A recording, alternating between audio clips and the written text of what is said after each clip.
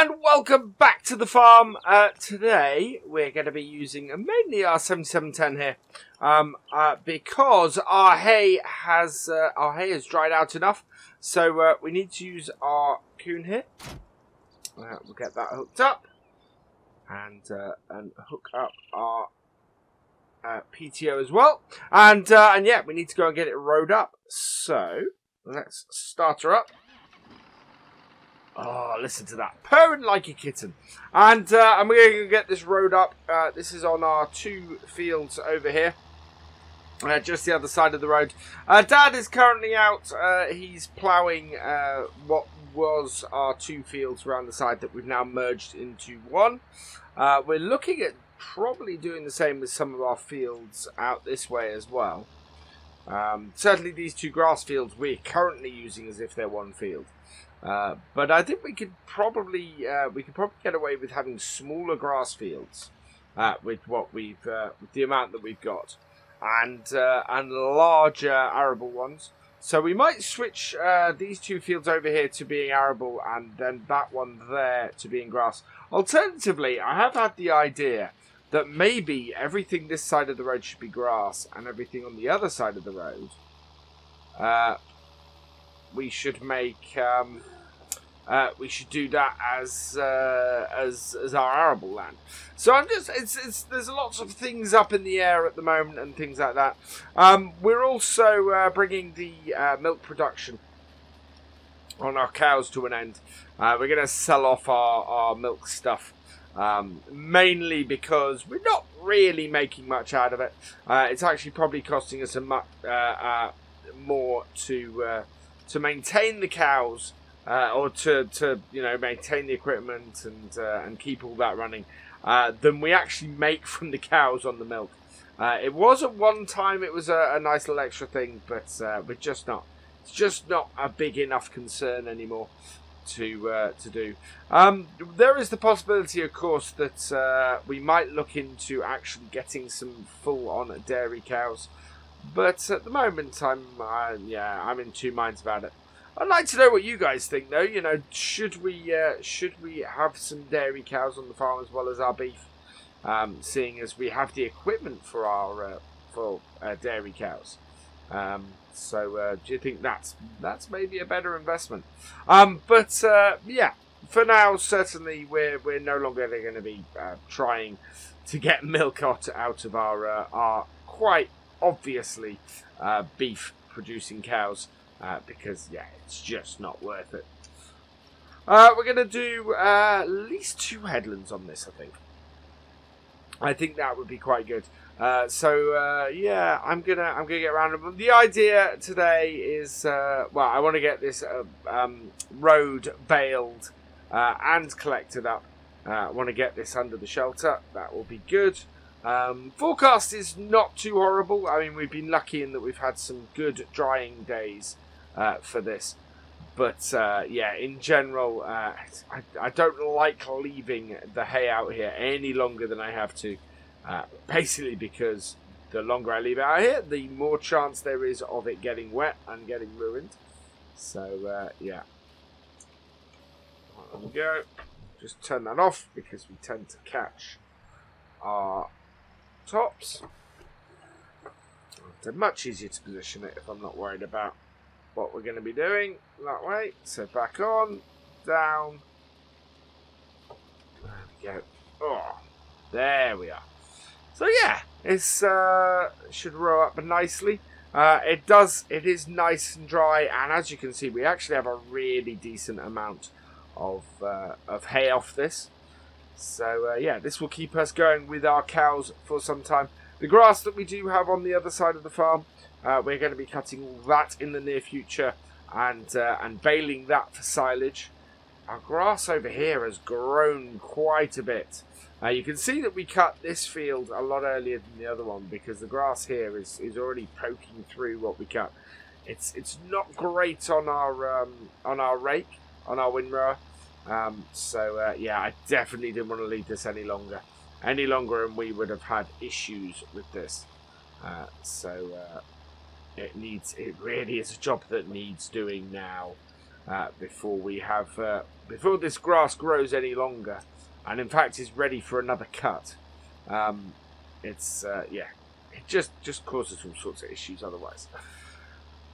So yeah, I'm going to get some more of this field rowed up, and then we're going to go and get it baled, and it should be all good.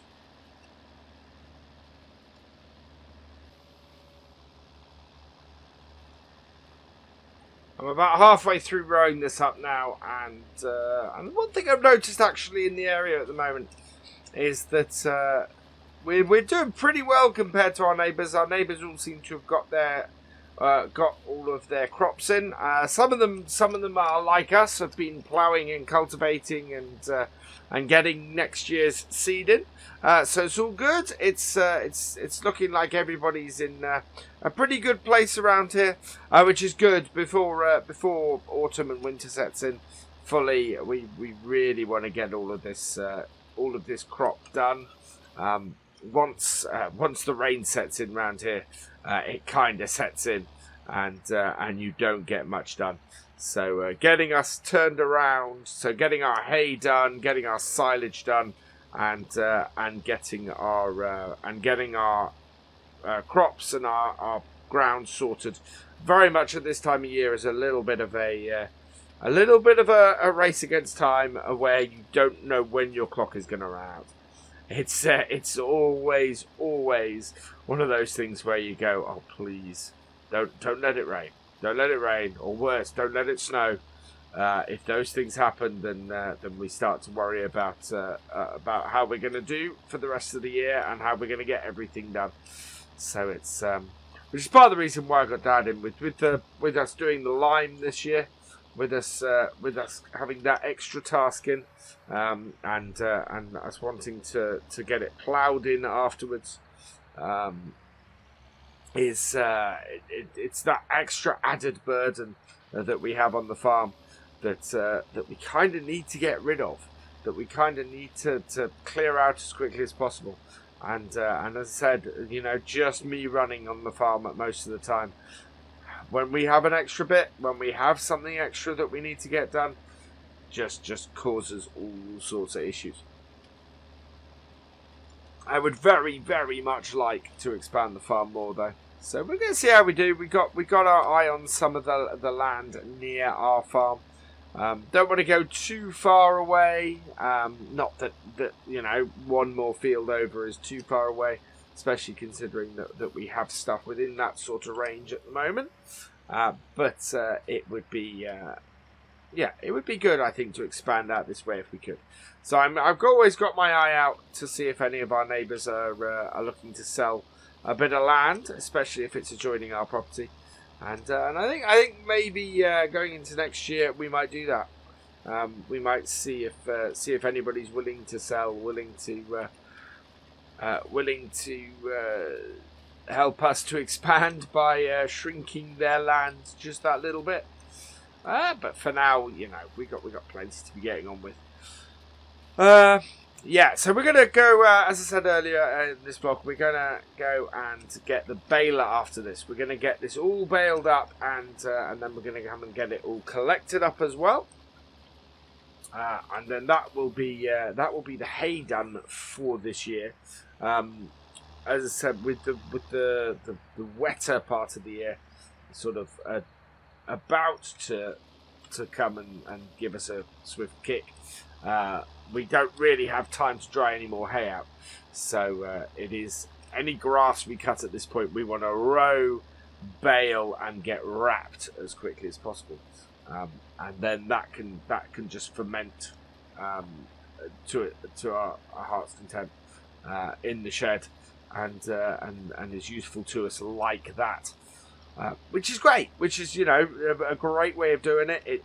It's worked for us year after year, and so that's what we're looking to do. That's how we're looking to manage this year. This year, tried and tested, and works well. So 2 more strips, I think, and then we're going to head back to the yard and get the hook up to our baler. We actually, I think this tractor can handle the baler. Unfortunately, our 7R is out on the field. That is, as I said, Dad has got that out there. He is doing our expanded field and getting that ploughed up. Yeah, the only tractor we do actually have today to work with is this one.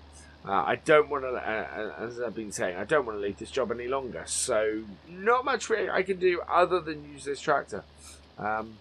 It does give, especially if we're looking to expand, especially if we're looking to sort of take somebody on, even on a part-time basis on the farm. We may be looking at expanding our fleet. You know, maybe getting another tractor, something with a little more oomph. Maybe even going up as far as an 8R. But we'll have to see. It's not really got a lot of equipment on the farm that would require that kind of horsepower. But having said that, you know, you can get 8Rs that are not far off the HP of a 7R. The 7R itself is a pretty hefty piece of kit that we got on here. So yeah, I think that's it's certainly worth us having a look and seeing what the options are. We're not exactly, as you guys probably guessed, we're not exactly doing badly as a farm, as an ongoing concern. We make a decent amount of money, and it's more than enough to keep us going, and we're at that cusp. Part of the reason I wanted to make this vlog series is because we're at that cusp of the next big thing. So I kind of wanted to document that. As well as sort of a day of the life of the farm. So yeah, that's what I'm looking to do as we hit that next stage in the farm's expansion and farm's growth. Right, we need to reverse this up here and get this parked up. And once we have that done, we're going to go and get our baler out. Get this field baled up.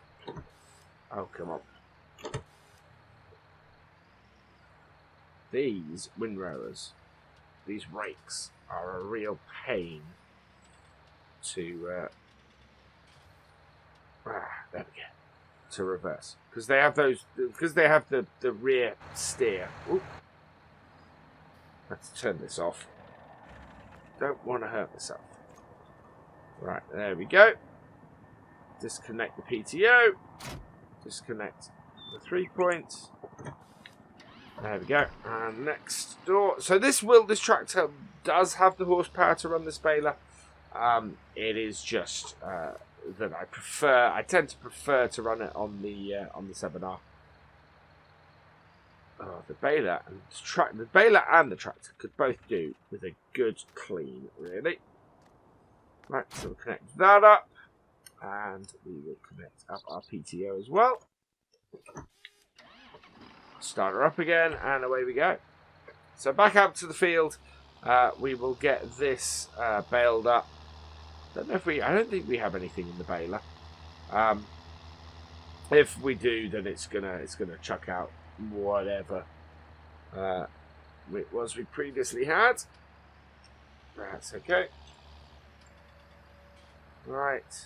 And we drop our pickup, turn her on, and away we go. And as you can see, not the fastest thing in the world on this baler. It does struggle a little bit, but it is pulling it. What are we doing? 9 kmh? Looking at this. Right, why? I must have a... No, that can't be right. Yeah, I think that's kmh. Why this tractor has kmh on its dashboard, I don't know. Yeah, there we go, 9.5. So yeah, but it looks like it's in kilometers per hour. So yeah, why this tractor has kilometers per hour on its dashboard, I do not know. But yeah, maybe there's a setting that needs to get switched. Maybe I've accidentally reset something. But yeah. So it's not horribly slow or anything. It's and it is, once it gets going, you know, we go at a decent speed. Right, we need to get this field baled up, and once we got this baled up, we can go and get our collector. And I don't know how many bales we'll get off here. I think we're going to get a decent amount, which is good. Which is very good. Keep our cows growing for a long while. Yeah, you see any kind of slope, and this slope right down. Because we don't have the horsepower in this to do the...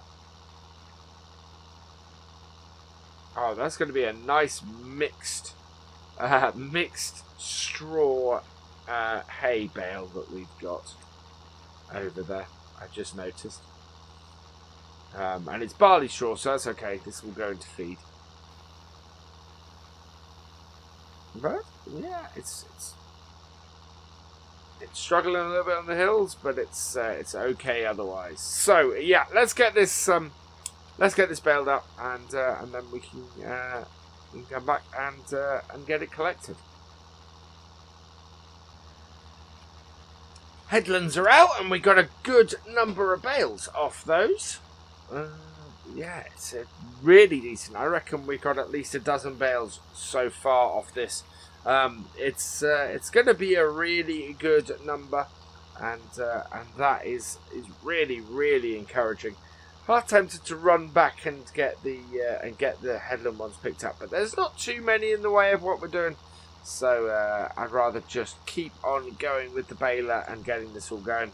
It is, it is what it is, and it is struggling a little bit. I know the 7R would go a bit faster, but as I said, it's all tied up. And yeah, there's quite a jump actually between this tractor and the 7R. There's a couple of generations of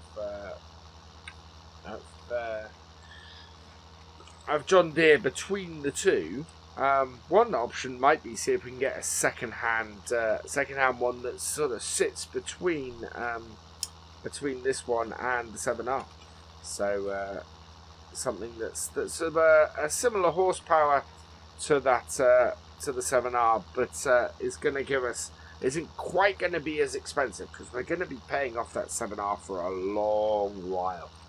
And while an 8R would be nice, it might be nice to have something that's not quite going to break the bank as much as that 7R does. Yeah, it pays for itself, but oh boy, does it cost a bit to have it in here in the first place. And yeah, I think we just need a little bit more horsepower around here than this 7710. Or the 7810, sorry. This is a I forget what this is. But yeah, just that nudge, that smidge more horsepower, just to give us the edge, and run the slightly more power hungry equipment like this when our big tractor is tied up doing stuff. That would probably be quite cool. Several rows to go, and yeah, so I'm gonna just crack on. I wonder how Dad is doing. We might go and have a check on how he's doing a little bit later on towards the end of this. Yeah, he's off doing his stuff over there, and I am quite happily just making bales over here.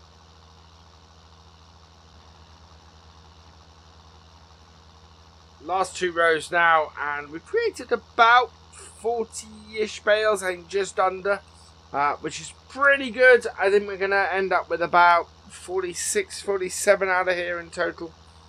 So that's really good. I'm not going to go through and pick them all up in this vlog, but we will get one load off the field for you guys, so that I can once again show you the slightly insane Andersen bale collector that we have.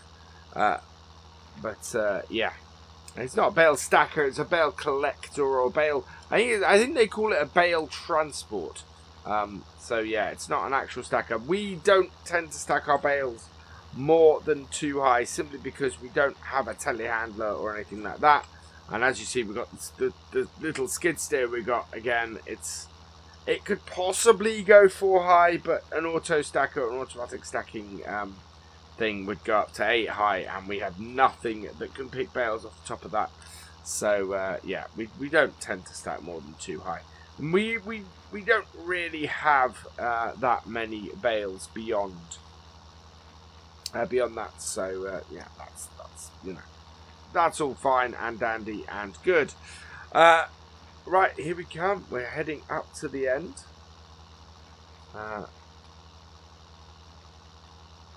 Right, and this should do it. There we go. So, turn off our baler.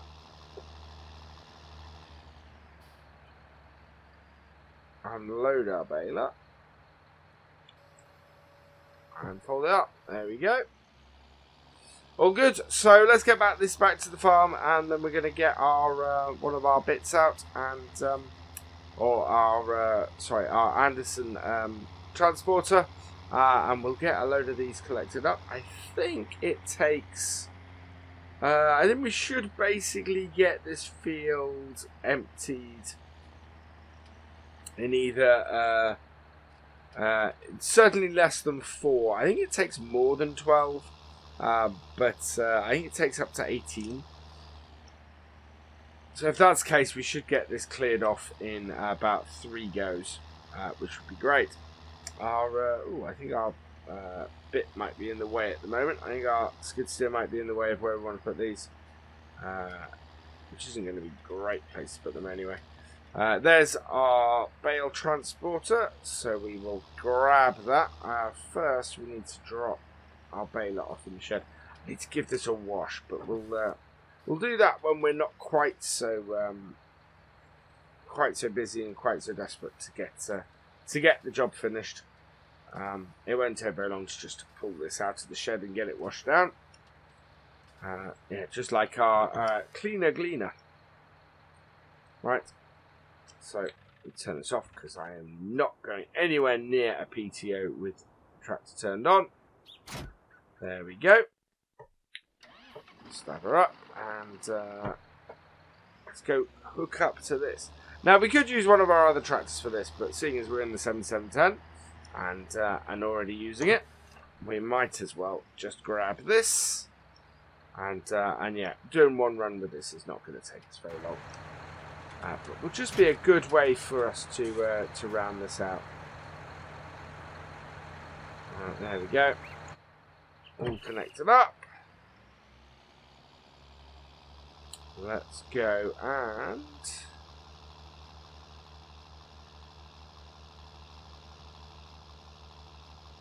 get this moving. Wow, why is this struggling to pull this? That's not right.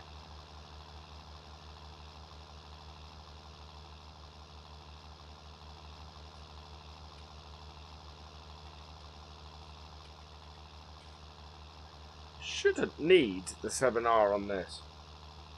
I don't know what's happening here.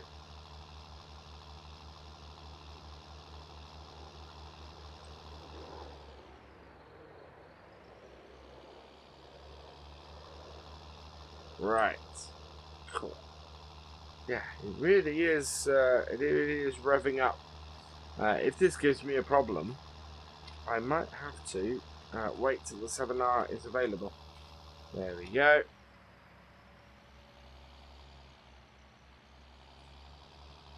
Well, let's try and grab some bales.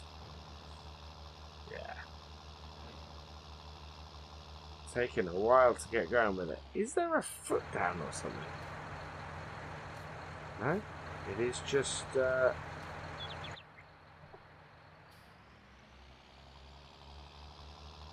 it's just topping out. That's just weird. There we are.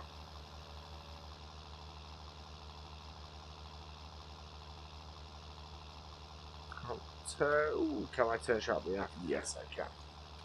Straighten up. Get that to pick that up. But with this topping out like this, is not great. So I may have to go and wrestle the 7R off Dad in a bit. This certainly, again, gives a good argument for us looking at another tractor. So I think I might see what's about. I might see what's available. I've heard rumblings of some older Deeres coming onto the market. So maybe we'll see if we can get something with a little more oomph than this. Because certainly at the moment, this is not up to the job. Which is sad, because this tractor is a really good little tractor. But, yeah, it's definitely struggling with this Andersen. Which is a pity. I could give that tyre nudge, so that it lines it up for that.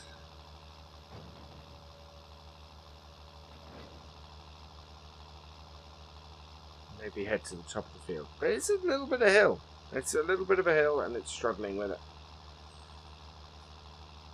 It's making this job not as quick as I was expecting. Still got space on here.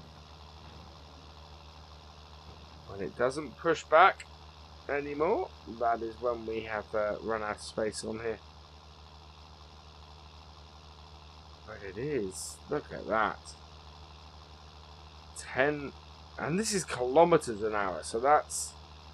I can. Oh, it might be. Actually, do you know what I'm going to do? I'm going to get this tractor into the workshop. It's quite possible that this has an issue. It would certainly explain a lot of the stuff that's been happening with it today. So I think we'll get this into the workshop. We'll give it a service and see if that helps it. But yeah, not much point in me. Struggling along with you guys and seeing this. But you're getting a good idea of what we're doing around here.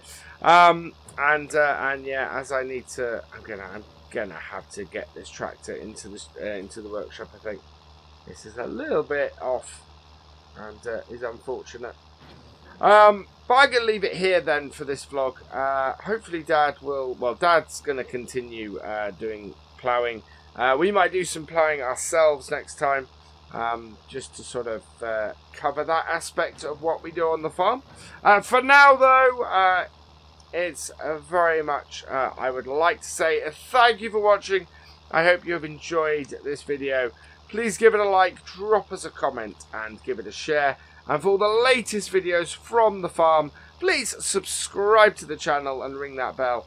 And I will see you next time. Goodbye.